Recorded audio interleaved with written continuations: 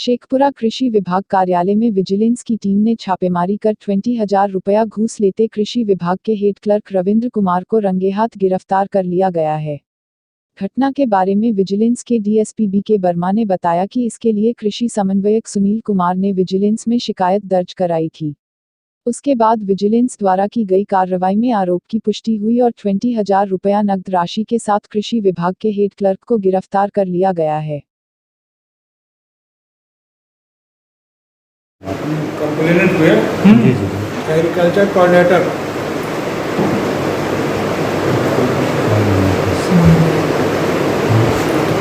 और शेखपुरा जिला के बहुत से एग्रीकल्चर कोऑर्डिनेटर इन लोगों को ईयरली इंक्रीमेंट देने के लिए 20,000 रुपया रिश्वत ले रहे थे।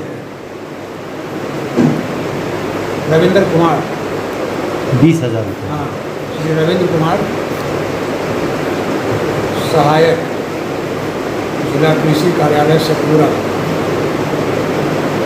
उनका में जो साल भर में उनका रिन्यूअल होता थी। कितना हुआ बरामद सर? 20,000। सर आप अपना बता दीजिए क्या नाम? बीके वर्मा।